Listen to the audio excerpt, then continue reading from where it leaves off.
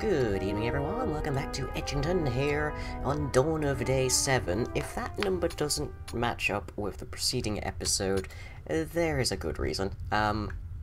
So, first I booted it up and everything was fine. Then I booted it up a second time after I sorted out, like, getting a cup of tea and whatnot, and it instead turned out that everybody had died, because that is a saving glitch in Timber and Stone still. So then I went back to my most recent backup, which was from like midway through December instead of the end of December. So then I had to do a whole bunch of work to get things back, and then somehow a spider matriarch spawned because mob spawning isn't procedural, it's actually basically just random. Influenced based on your actual wealth, but other than that. So I also went around and cleared out all of the corpses, because it turns out that there was something in the region of 47 enemy units, which includes corpses, and as we know, we've been having a lot of infighting with the wolves, the goblins, and the skeletons. So now we're down to somewhere in the region of about 20. Although that is almost entirely skeletons and spiders, which is, you know, not fantastic. We did actually have another... Let me see if I can find it. Another goblin group move in. Ooh, game saving. Yep, there we are. And then they were almost immediately exterminated by the surrounding skeletons. So yeah, poor guys. We'll never get some neighbours. But meanwhile, we have got our platform finished, so, well, at least the beginnings of our platform finished. I think there's actually still a fair bit left to go, yeah, just to grab us some more space. So we're going to try and start moving our folks over there. Bernard is presently unconscious, but he's a level 8 builder now, so let's get him up. How sleepy is he? Yeah, he can handle it. He can handle it. Okay, right, so yes, that happened. It's a pain, but it happens, and save early, save often, I guess. We have at least that one skeleton, I think, wandering around nearby. Is there somebody else? No, it's just that one skeleton nearby. Everyone else is pretty far afield, which I am quite comfortable for them to remain as such. I think our Atlantean skeleton is still around. Oh, there he is. Yeah, he's just kind of wandering around aimlessly, doesn't really have much to do. And we're getting a lot of food. We've got 135. I had to add the food barrel that's over here purely because we didn't have enough room for food. So we're doing pretty well, actually, despite those setbacks. We didn't end up fighting the spider matriarch. I think she wandered off, which I'm happy for her to do, because I don't have so much as a wall right now. But yeah, so we've got a food barrel over there, and now we need to start moving other things over there, which will include building supplies and all sorts. But the first thing that I want to get over here really is beds. They don't have to be good beds, they just have to be beds. And then we can start to actually, like, get people sleeping over here a bit more. But to make a straw bed, we need animal hide. Animal hide is only procured from... Let me see if I can find it. Raw materials... animal hide. Harvested by foragers from wild game, and these skins are removed, cleaned, and further treated for human use. So basically, we get this from boars and the like, and we don't have any boars. In fact, there really aren't that many boars for quite some distance around us. I think the only ones on the map right now are over here. Not anywhere remotely within safe terrain, really. So, there isn't really like a bedroll. We can't just like lay down a bunch of wheat and have people sleep on that. That'd be a nice addition, developers, if you're watching. But I am working on getting cotton.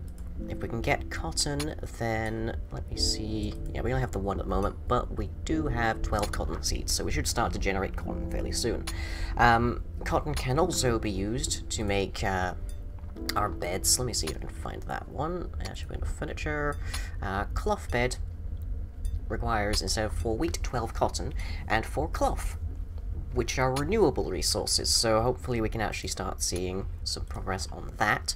Otherwise, can I can indeed safely deconstruct that. So yeah, we want to start moving things over to the islands over here. Not necessarily the exact start location, and we're definitely not putting down a hole just yet, because there's a lot of stuff out there. But we want to start getting things moved over, so that it's got this nice sort of moat structure ahead of it. That is Seth taking a sleep. Seth actually managed to kill a wolf. So, you know, he might there might be some hope for him yet. Who knows, who knows. Okay, resource crates. I can deconstruct that one, I believe. Yep. Lumber, I can't get rid of that wood pile just yet. Same with the tools, I believe. I really want to get some animal fat so that we can put a lantern over here, but there's just very few ways to get it. We do actually, just looking over here, we do have... Whoop, too close, too close. There we go. We do have a lot of chickens now, so let me see. 1, 2, 3, 4, 5, 6 chickens, and a sheep centipede. So we are actually getting quite a bit of food from them now. Not too much in the way of feathers, but Beatrix is still leveling, so that's kind of to be expected. Let's just grab her, see if we can find what exactly her level is. She is a level 5 herder approaching level 6, so we're doing pretty well. Okay, building work is going on over here. Very good. Let's get a tool chest over here, so we can get one less structure again. So, storage. We want a tool chest. Let's put it there. And... let's see, let's also get ourselves... we don't need a mining stockpile just yet. A resource crate there. And there. And I think all of those are made by Carpenter, which just happens to be Bernard, our current builder at the moment. So, let's get him onto that job. Carpenter, yes. So we're going to have to set up a bunch of different farms over here on our little makeshift island, which we're probably going to expand quite a bit, because I'd love to get people having their own houses. We're going to need to have a flax farm, as well as a wheat farm, and probably a cotton farm as well. So that's 3 different farms we need over there. We probably will have, like, some other farms. We've got pumpkin and potatoes and turnips and whatnot over here as well. Just as kind of a supplementary thing. But the main thing is that we want to be using that stuff to actually, like, ensure that we can fight, ensure that we can, like, reliably build things. And, yeah, that skeleton's getting pretty close. Samantha, I hope you're up to the task as a level 4 archer. You have good armor. So you've got, let's see, bronze chain coif, steel chain shirt. Do you not have... you apparently don't have a... okay, hang on. Let me just quickly cheat the system mildly by setting you to a carpenter. And then, when she resupplies as an archer, she will hopefully get her bronze boots. Although actually, I don't know if we've made them yet. No, we haven't. My mistake. But at least she'll end up over there. Yeah, once we've got people moved over here, I can set guard points all the way over here, so that everybody will... Bernard just taking a swim. Get back to work, mate, come on. So that they'll actually, like, guard over here, so that everyone that tries to attack us will come down this big bridge, and everything will die. And then the only place I need to worry about too much is Bernard when he's mining down here. But that shouldn't be too huge of an issue, who knows. But, Ellie, could you be an engineer for a moment? Because I might have a use for that very swiftly. Okay, you've resupplied, good. So, one item that we haven't ever had to, like, I don't think we've even had the resources concurrently to have it, is the ballista. And we have sufficient materials to make one. So I'm going to see, where can I just put this guy? Wow, that seems like way over that I can put that. Oh no, there's the stand. Okay, so I just had to accommodate the stand. That is fine by me. Let's plonk it about there, I think. And then we need more rope and more wood logs. But, you know, we can... Ellie is in fact also our wood chopper at the moment. Although wood chopping will put her kind of dangerously close to some skelly mobs. So yeah, whilst I was actually, like, going through all the burden of making sure that everything was back to the level of progression that we had at the end of the last episode, as well as actually, like, being sound and safe of mind and whatnot. How are we doing there? Yeah, working on it. It's a very slow construction, that's fine. I realized that there's something peculiar to Edgington, my series, that is not so for every other series pretty much that I've ever done. And that is because of the saving issues. Let's see, display target zone. Okay, so we want horizontal over here, I think. We can change that later. Let's see, reload after firing, auto fire at enemies, load. I don't know how we load it, honestly. We probably have to actually, like, make some weapons for it. Ballista bolts requires iron and wood logs. We can make one. Crafted by a carpenter. So, Ellie, would you mind taking up? Oh, actually, no, wait, Ellie will probably not do it well. Okay, go to wood chopping. We don't have much needs for, Oh, Lars's hoe is broken. Oh dear. But, yeah, okay, so that, like, once we get some actual ammunition in that, we'll actually be able to kill pretty much anything in one hit, which is glorious. Especially if another spider matriarch turns up. Just rotate it at her, and fire. But yeah, because of the saving issues, I have progressive, like, points in Edgington's entire history.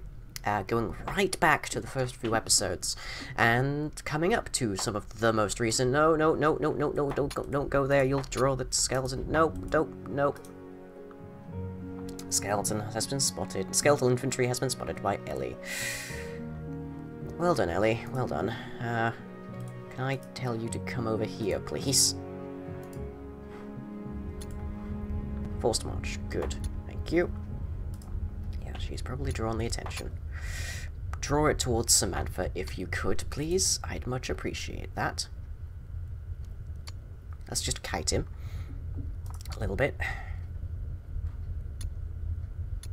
Okay, he's really close now. So yeah, theoretically, if I wanted to, I could actually... Samantha, please tell me that you are not about to go to sleep. Samantha, what are you doing? Eating. Okay, that's fine by me. Return to your post. So, if I wanted to, I could boot up some of the old saves. I could go back in time, as it were, and I could see how events might unfold if I did something differently. Now, this sort of sprung off of a recent mild anime binge I've been going on with the series Stein, Gate.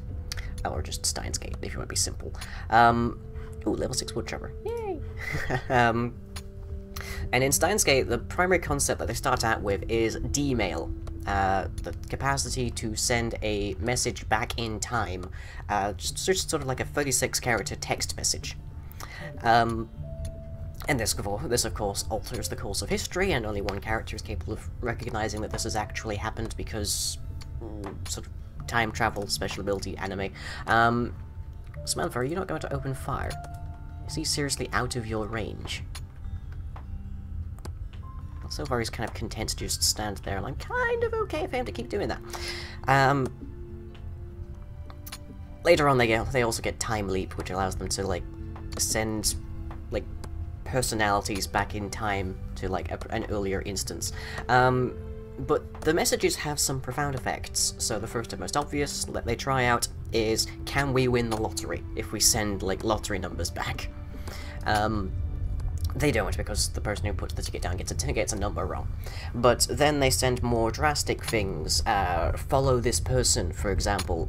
Don't let this thing, like, transpire under any circumstances, that kind of thing. As well as one character who tries to change their gender by sending a message to their mother's pager in, like, the early 90s. This series takes place in 2010, by the way. So if you could pick a character inside of Edgington to send a D-mail to? How far back would you send it? Who would you give it to? That kind of thing. Now, theoretically, you could have some very profound effects. So, for example, you could send a message to someone who was around before Waylon died and tell them to stuff some food in his face. Or you could, like, send a message to Samantha before the matriarch attacked and say, like, barricade the front doors, this is gonna get nasty or something. Put your ideas in the comments as to, like, what kind of message you'd send and to whom and when. And, I don't know if I'll actually try out what would happen there, but it'd be interesting. I'm mostly just interested to see what kind of questions people would send. And bear in mind, the fall of Edgington proper led to New Edge, so this whole settlement that we've got right now wouldn't exist if Edgington didn't fall. So you can have some profound effects on the series in that case.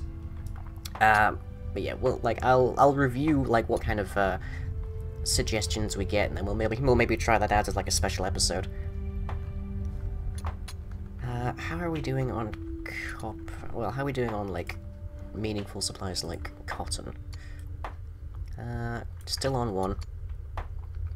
Ellie, for the love of God, stop doing that. Bad. Okay, I'm just gonna pause. Like, where's she headed? I think she's headed for these 2 trees over here that he is stood right next to. So, let me see. Shift Alt. Okay. Resume.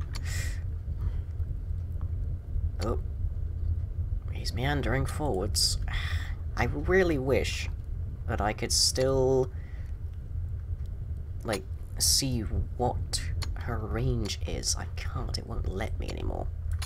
Which is a real pain, because I'd love to know. Like, right now. Hey. Whoop, nope. That's not what I meant to do. I meant to... Oh, Forest Stonehoe has broken. He's just chilling. He's just hanging out. Like, I don't exactly know what he's up to here. It's like, oh hey, have you seen my bro? I think he went swimming like 40 years ago.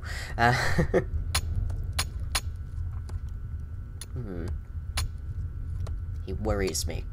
He worries me. I always get really worried when there's someone, like, when there's an enemy unit near a vulnerable spot, which in this case is the entire settlement. Just out of reach. Unengaged. Like when the necromancers are just like waiting at the perimeter line in Edgington. Ew. Okay, Samantha, I'm going to have to ask you to try and engage this guy.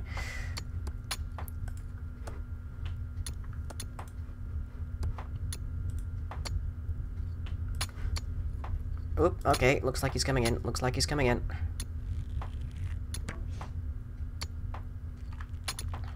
Guys, could you run? Haha! Skeletal infantry is slain by Lars. You gotta love that new feature. So, thank you, Lars. Standard guard position again, please. Samantha provided quite a few useful strikes there. But now we have a skeleton in our pumpkin patch, so let me get rid of that. Ha! Nice. Okay, so that's one less skeleton to worry about, I guess. Let me select these trees for chopping again. Right. Ah, right, okay. Where is Bernard? Bernard is still crafting up that excess space that we need. How much more have we got on that? Eek. I'm just crafting that out of raw stone at the moment. We'll line it with something a bit more durable, because this will be the point where things like flamethrowers will start to try and hurl things through, namely fire. But for now, that's fine. Okay, I think we're doing good. Phew. So yeah, I'm gonna make a save of this immediately after I exit the game, just to make sure that things are okay. Oh dude, there's like 4 more of them over there. I managed to sneak out some chickens from under their willing gaze, but yeah, this could get tricky. This could get tricky. Okay. Anyways, with that, I hope you've enjoyed Edgington being back again, and I shall catch you all